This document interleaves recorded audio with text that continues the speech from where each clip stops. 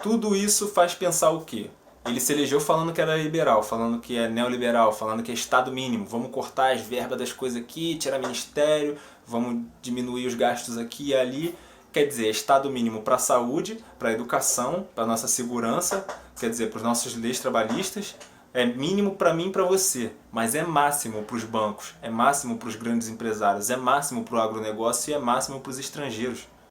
Oi, meu nome é Matheus, eu sou estudante de História da UFRJ e militante das Brigadas Populares da Rocinha. Se você chegou agora no canal, se inscreve, deixa seu like, comenta aí no vídeo se você gostou do tema que vai ser abordado hoje. Se quiser deixar algum tema pra gente debater nos próximos vídeos, deixa aí no comentário que eu vou estar lendo com toda atenção, beleza? Se você quer logo pular pra parte que a gente vai debater o conteúdo de hoje, vai estar aparecendo o card aqui com o tempo do vídeo em que você tem que pular, porque eu vou dar um anúncio importante agora. Então o aviso é o seguinte, a partir de agora a gente vai ter dois formatos no canal. Esse que vocês estão acostumados, que é o Refutando Notícias, toda segunda-feira ao meio-dia, e agora vai ter o Refutando Comentários, toda quinta-feira às 6 horas da noite, então não perde por nada, hein? Sem mais delongas, bora logo pro começo do vídeo, solta a vinheta.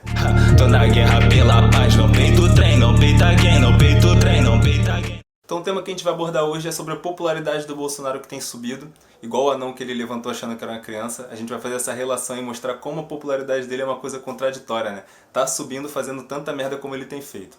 Então vamos começar logo mostrando um fato muito importante. Bolsonaro o tempo inteiro tentou barrar o auxílio emergencial que hoje ele levanta a bandeira como se fosse dele. Isso é um debate que já vem desde o início da pandemia, né? E tem dado muita crítica, muita dor de cabeça, porque inicialmente o governo Bolsonaro propôs um auxílio de R$ 200, que não dava para pagar nada no dia a dia, né? No meu dia a dia, no seu dia a dia. Para quem trabalha, para quem tem família para sustentar e está passando por esse momento de crise, esse momento difícil, esse dinheiro não dá para nada. Então a oposição, que é a bancada do PSOL, do PT, do PCdoB, entre outros, levantaram uma proposta na Câmara de fazer um auxílio de R$ 600, podendo chegar até 1.200 para mães solteiras. Um debate que o pessoal de esquerda começou a levantar logo em seguida é: abre o olho, Bolsonaro vai usar isso para tentar se promover. Bolsonaro tentou de todas as formas barrar isso na Câmara, pediu apoio aos seus deputados bolsonaristas e todos os outros, mas não conseguiu. Vendo que não tinha para onde correr e que o auxílio ia passar de qualquer forma na Câmara, Bolsonaro foi contra o seu próprio discurso liberal, né, de cortar políticas sociais, e começou a levantar a bandeira como se ele estivesse apoiando. Olha o que a gente está dando para vocês aí, ó, um auxílio de 600 para todo mundo sair feliz, né? Então, a partir desse ponto aí, já começou a escalada da popularidade de Bolsonaro com a população mais pobre e necessitada, que até então estava se posicionando contra, né, o governo. Atingia a marca de 70% de reprovação do eleitorado brasileiro. Ainda mais no Nordeste, onde a popularidade dele sempre foi muito baixa e agora tem sido o alvo, né, dos seus discursos de campanhas sociais, né, de projetos sociais no Brasil. Vale também lembrar, né, o caso que ficou muito famoso da obra de transposição do canal do Rio São Francisco, né, que leva água ao Nordeste, que já estava quase concluída, e Bolsonaro foi lá só para cortar a faixa, né, vermelha, inaugurar e fazer as cenas para casa, né, como se a obra fosse dele, e aí levantar mais críticas contra o PT e todo o resto. O famoso os outros. Então essa é a crítica do vídeo, a esquerda não consegue dialogar com esse meio da população e mesmo tendo proposto o auxílio, a direita ainda tem espaço para falar que foi ela que fez isso ser aceito como uma verdade, né? E ainda mais, como eu falei no outro vídeo que a direita é o marketing é a direita,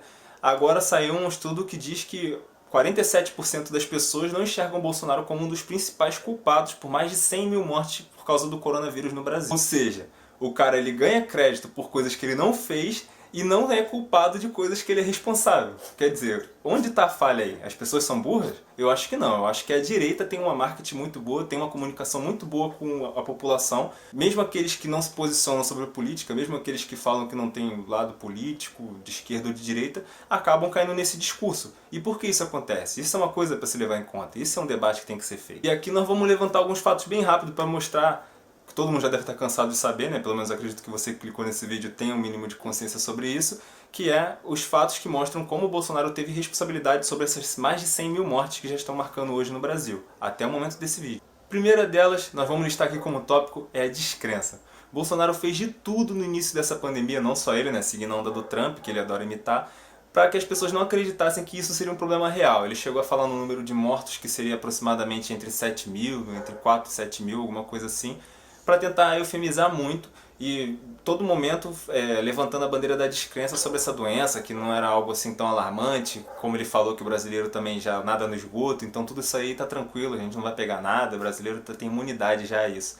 levando essa piada de tiozão, né? E é justamente o público dele. Isso espalha muito rápido. As pessoas logo começaram a desacreditar em tudo e ninguém fez o mínimo de esforço para tentar impedir que isso chegasse aqui. E quando chegou, a gente vê do jeito que tá hoje aí, né? Será que já existiu alguma quarentena? Quando o Bolsonaro finalmente decidiu cair na realidade, né, do modo dele, e aceitar que o vírus existe, ele ficou de todas as formas tentando barrar essa quarentena, porque segundo ele ia acabar com a economia. Quer dizer, as vidas não importam, a economia sim. E que tipo de economia a gente está falando, né? Dos grandes empresários, das grandes elites, não o pequeno empreendedor da favela que a gente está falando. E aí ele começou os estímulos. Que estímulos são esses? Começou a estimular as pessoas a sair, a estimular as pessoas a ir contra essa possível quarentena, a furar de todas as formas caso ela aconteça, estimular as pessoas a dizer que ela tem que sair para trabalhar. Realmente tem, mas isso nunca foi uma prioridade dele, muito menos uma preocupação até os dias de hoje. Isso é só bandeira política para que ele possa se posicionar contra a quarentena e conseguir apoio da população. Conforme a curva de contaminação foi subindo, né, Bolsonaro foi mudando seu discurso. E finalmente, quando foi decretada a quarentena, né, e o ministro Mandetta, que era o ministro da Saúde na época, continua sendo um político de direita, mas ainda assim um pouco mais sensato do que a maioria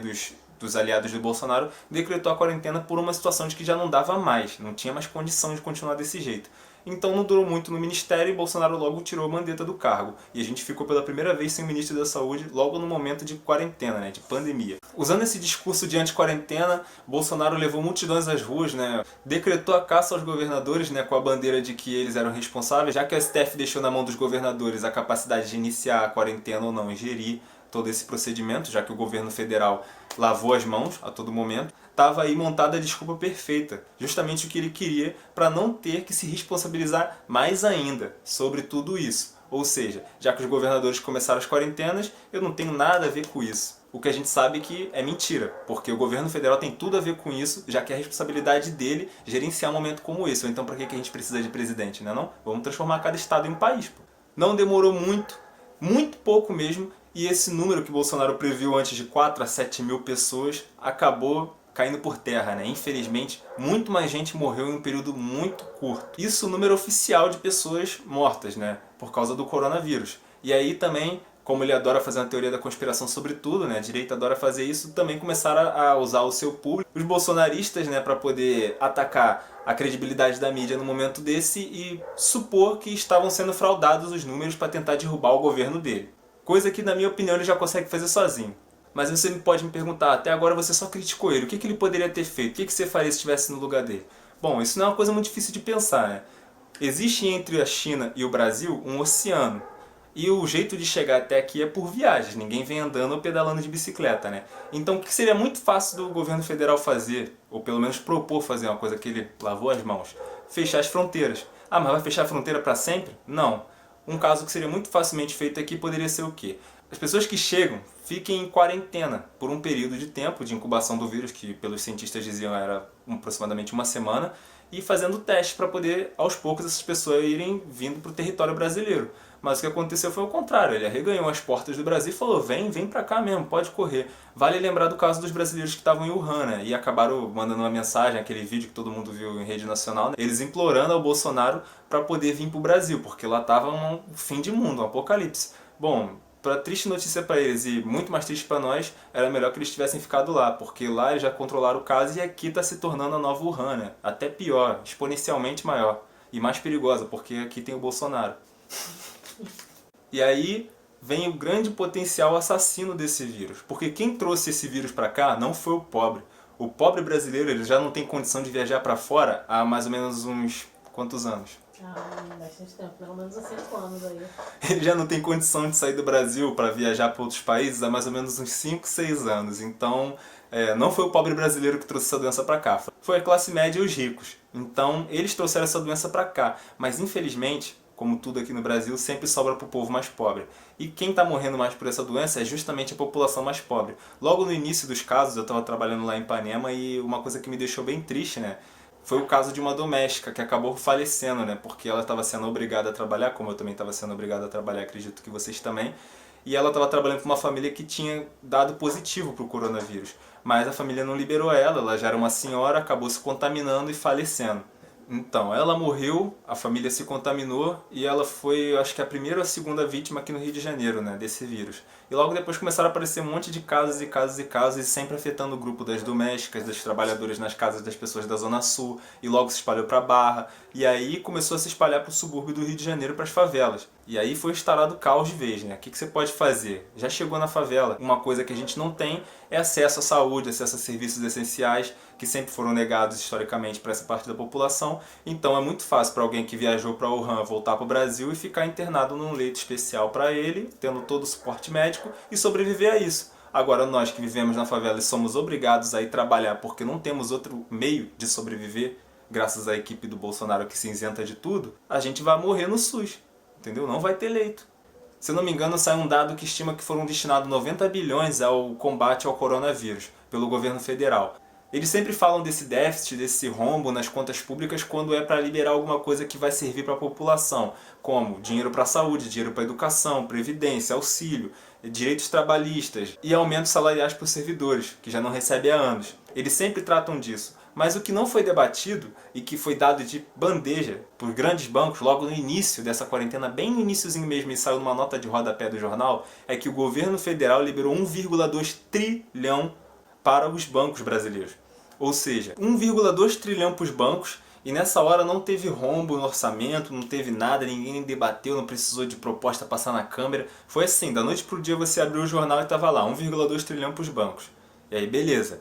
Esse dinheiro, que é 1,2 trilhão, já é a coisa mais relevante que a gente tem contra qualquer desculpa do governo agora para dizer que não tem verba. Quer dizer, para o coronavírus é 90 bilhões, para os banqueiros é 1,2 trilhão. Para os servidores ele tem orgulho de ter barrado a proposta que aumentaria o salário deles, esse pessoal que está na linha de frente do coronavírus, mas para os banqueiros ele tem orgulho de ter dado esse dinheiro. Então vamos fazer uma conta rápida. 1,2 trilhões dividido para 200 milhões de brasileiros dá 6 mil reais para cada um. Então isso acaba com qualquer desculpa de que não tem dinheiro. Tem 6 mil pra mim, tem 6 mil pra você, 6 mil pro meu filho que é bebê, 6 mil pro seu filho que ainda é recém-nascido. Então tem 6 mil pra todos os brasileiros ali, que foi dado pros banqueiros. 6 mil meu, 6 mil seu, 6 mil de todo mundo que está assistindo. Então vamos lá, vamos comparar a realidade com o que Bolsonaro fala. A realidade é, esse dinheiro foi dado para evitar que os banqueiros tivessem um super prejuízo, já que eles são um setor que vem batendo recordes de lucro no Brasil há anos, quer dizer, pode estar tudo definhando, já estava ruim antes da quarentena, mas os lucros dos bancos sempre foram recorde no Brasil. Recorde mundial, tá? Não se engane. E aí, nesse momento, os banqueiros não podem sofrer no bolso. Eu e você podemos, mas os banqueiros não. Então, ele falou que isso era para reduzir o calote, porque as pessoas, os trabalhadores não iam ter como pagar, então os bancos iam tomar os calotes e tal, isso ia prejudicar os banqueiros. E para sair de bom samaritano, ele ainda falou que isso serviria para fazer empréstimo pessoal para as pessoas, né, para o banco não parar de dar dinheiro para a gente, né, emprestar dinheiro, e para as pequenas empresas, para poder passar por esse momento, com juros mais baixos e taxa de pagamento a longo prazo. Mil maravilhas, né? Mas na realidade, saiu um estudo que aponta que mais de 80% desse dinheiro ainda está retido nos cofres. Isso quer dizer, não foi mandado para empréstimo, não foi mandado para pessoas, não está sendo emprestado para ninguém. Esse dinheiro está parado nos cofres dos bancos.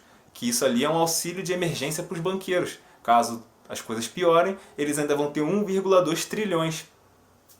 E nós? Bolsonaro se vende como defensor da família, da economia, que vai gerar riqueza para o Brasil, que vai ajudar os trabalhadores. Balela, piada. Isso não existe no governo dele. Então vou dar exemplo para vocês. Eu trabalhava em Ipanema, numa loja de materiais de construção muito famosas, que eu não vou citar o nome, e eu vou citar para vocês a minha experiência, e eu acho que não foi diferente da de vocês. Então vamos lá. Logo que começou a quarentena, a gente foi obrigado a trabalhar, mesmo sem equipamento de proteção, porque o patrão dizia que a gente ia assustar os clientes, né? Ia gerar espanto, então ninguém estava botando muita fé nessa época, porque o Bolsonaro estava falando. Então a gente não queria assustar o pessoal da Zona Sul, né? Então vamos trabalhar sem máscara, pegando o BRT lotado da Zona Oeste para a Zona Sul e chegar lá e trabalhar sem máscara, sem nenhum tipo de proteção. A gente tava morrendo de medo. Eu tenho um filho, entendeu? Meu filho tava para nascer naquela época, minha mulher tava grávida, tinha gente trabalhando com diabetes, com pressão alta, idosos, e eles não queriam saber, o patrão queria manter a loja aberta. Então não demorou muito e o governo federal começou a fazer leis, medidas provisórias, que não precisam ainda de aprovação para valer, elas valem até que sejam votadas, né? Até que elas virem leis ou então que elas sejam vetadas, para não valer mais. Enquanto isso elas ainda valem, então são medidas provisórias. Elas beneficiavam o patrão e prejudicavam o funcionário. O mesmo funcionário que levantou bandeira falando que o Bolsonaro ia ajudar os trabalhadores. Esse funcionário aí, mas também me prejudicou. Como me prejudicou? Primeira coisa, redução na carga de trabalho.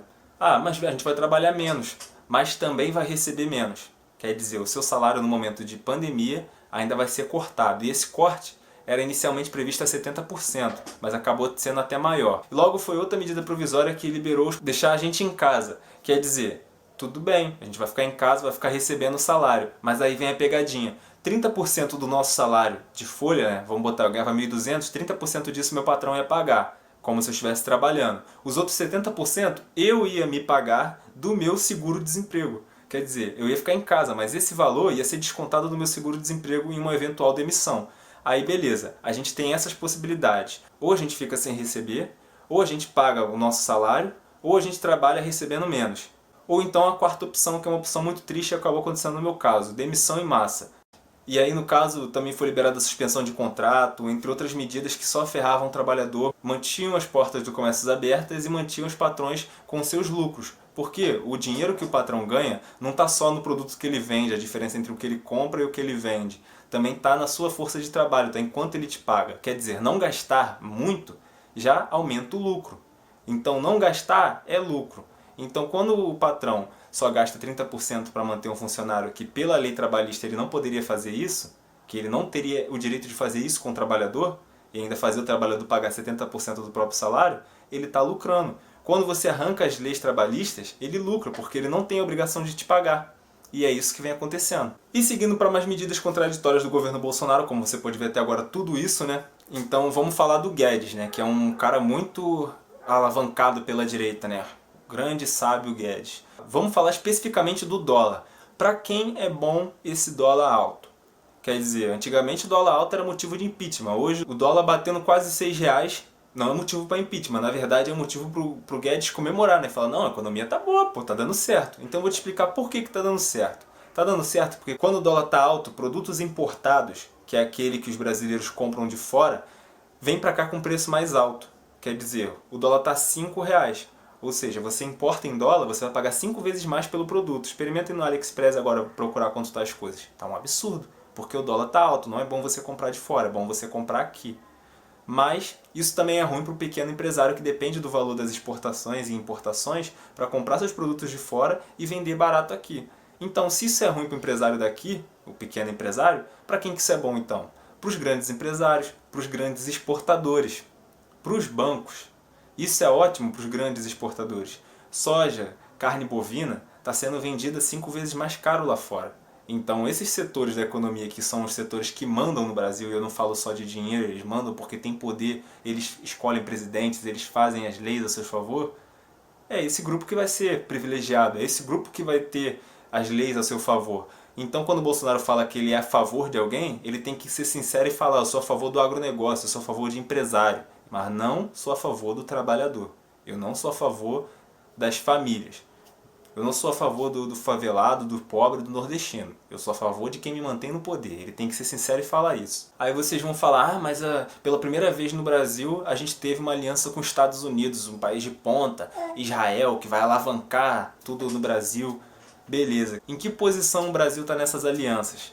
O Brasil está de 4, né? De 4 para os outros países. Quer dizer, a gente faz tudo o que o Trump manda, se alinha as políticas de fora para ser aceito, né? Rasteja atrás dos caras, eles fecham as portas para os brasileiros, enquanto os brasileiros arreganham as portas para os Estados Unidos, Austrália, Japão, Canadá.